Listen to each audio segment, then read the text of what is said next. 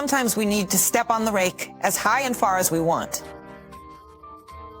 With these promising words from President Orenkevich, the new year 2025 began for the citizens of Latvia. And for 3 months now, it's been one misstep after another. The main fear is accidentally stepping on the sickle and hammer. This is Ekaterina Tikhomirova with you. Hello. This is a border village in Latvia with Belarus on the other side. The border crossing is closed. People used to visit each other. They shopped, made friends, and loved. Today, these people are forgotten and abandoned in every way. Villagers are farmers, dilapidated houses. Only a few develop agriculture. It's more about altruism and love for the work. It seems that in Latvia, farmers lack workers. But Latvians don't rush to Latvian fields. They prefer to live in the fire. Together with Poles, they work in British fields, picking strawberries there. The main problem is relationships. I mentioned in an interview that the relationships shocked me when, during the European Parliament elections this year, there wasn't a single poster from any party here. What does that mean? It means that when people meet, for example, near the mobile shop, they say, "We are not needed by Latvia." This is where Latvia's defense line runs. 303 million euros from the budget for a mythical threat. The audacity of officials cannot be forgiven. They are, after all, people in government positions, and they are meant for us, for our lives. Not us for them. They always get it mixed up. They drive along this road at the border. They set up these concrete blocks, and it's just ridiculous. Trust in the government is falling, but prices are rising. On TV screens in the border village, the first news broadcast says hello. The Unity Marathon and Time chose us. Current Latvian politics can be summed up with one coin example. Two sides. On one side, increasing the defense budget under the pretext of a supposed attack from Belarus and Russia. On the other, the ceremonial disconnection from Brel, after which the average electricity price jumped by 24%. And it reached 125 euros 74 cents per kilowatt hour. They say it was cold and not windy, and Brel had nothing to do with it. Everywhere the Baltic official's hand touches, it burns a hole in the average citizen's pocket. A new blow. Producers demand stores raise prices on products by up to 40% for eggs, meat, milk, and fish. Because raw material prices have risen, taxes increased on that, fuel and packaging. Just a minute, guys, 40%! Can you imagine? Soon, people will just come to the store without money because they don't have any. You understand? And they'll just eat on the spot, right in the store, without leaving the checkout, as they say. They'll come, eat, and leave. Because I don't know how people will survive in this country. How many more people will leave after this? As of today, according to statistics, 40% in Latvia are already forced to save on food. This is not a mistake, the fatal number 40.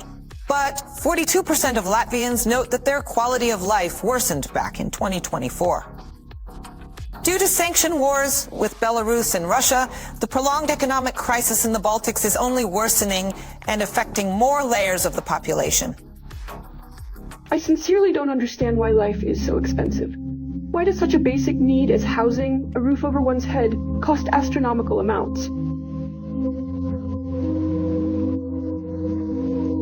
Why do I have to spend all my time at work yet only earn enough for food?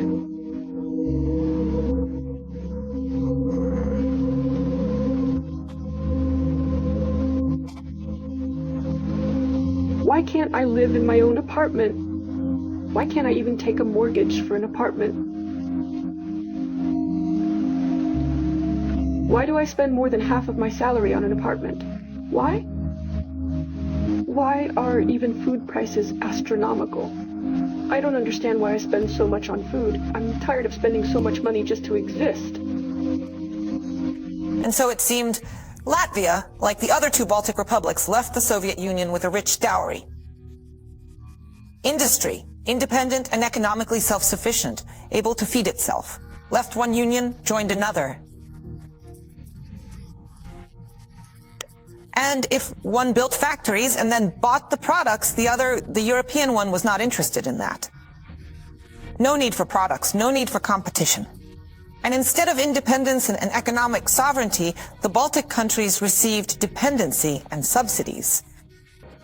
And Europe didn't need competition for Latvia to have some production and so on. We joined this European community, Schengen, visa-free in general. American uncles will help us, European uncles will help us, and so on. That's all of this, you know? Well, in the end, as a result,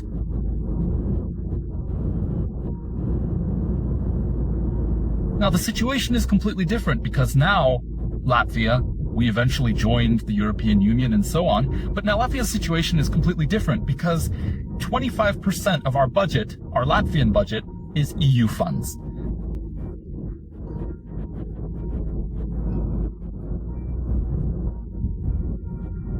So, if Latvia leaves the EU or the EU collapses, Latvia will simply lose 25% of its budget.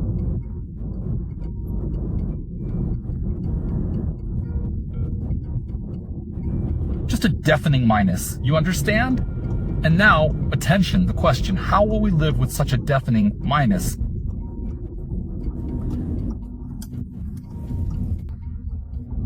If the EU collapses, and does Latvia have a strategy for life outside the European family? That's what's important to understand.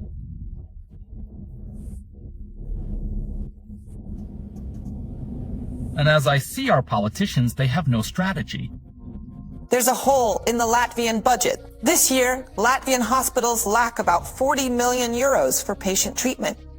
While in 2024, over 1.5 billion went to defense.